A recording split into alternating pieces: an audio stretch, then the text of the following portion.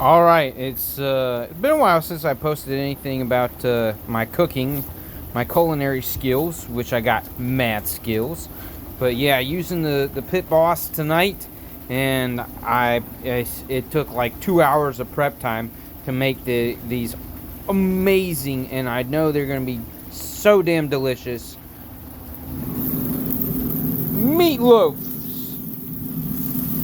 manly bacon-filled barbecue meatloafs that have been smoked on the pellet grill here for about at least 4.5 to 5 hours at this point. We're about 20 minutes from being done, and they smell absolutely delicious. They got a glaze on them and a bunch of seasoning, but yeah, there's lots of YouTube videos out there on how everybody's doing these. But I gotta say, the one thing that I tried different this time is instead of all the ingredients, all the peppers and onions and the bacon bits and the seasonings and the sauce that you mix together of almost a 50-50 of ketchup and barbecue sauce, along with some brown sugar and the applewood. And the pellets that I'm using right now to cook these things in is the competition blend by no other than Pit Boss, the Pit Boss competition blend.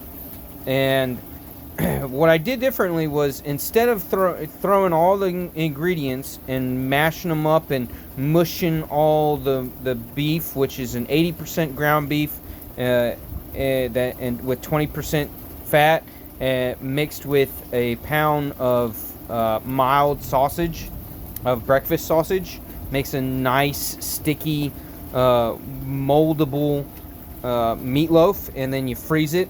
I freeze mine overnight, and then that way when you get ready to throw it on the smoker, it's ready to be glazed and a little more seasoning sprinkled on the top and shoved in there. Oh, there's cheese in it too. There's shredded cheese in there too, some cheddar and Monterey. So yeah. But what I did differently, like I was saying, instead of mashing everything up and mixing it all up, instead of doing that, I laid the meat out and smashed it all and filled up a big pan, a big baking pan, and then I did all my seasonings and everything on top of the meat that's mashed out across the whole pan. And then I cut it in half because I was only doing one half with the peppers and onions, and the smaller one, the big one here, has the peppers and onions in it, and the slightly smaller one does not. That's kind of like the plain one for the kiddos.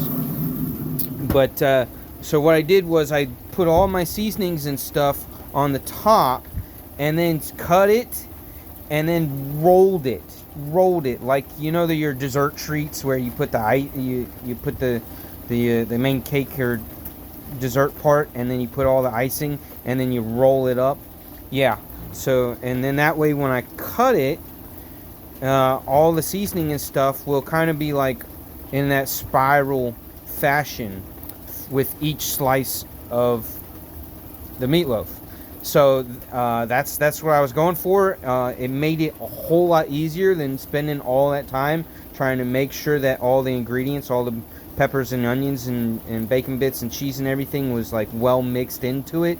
Instead of spending all that time doing that, it was kind of cool just to sprinkle it all on top and then roll the bitch up.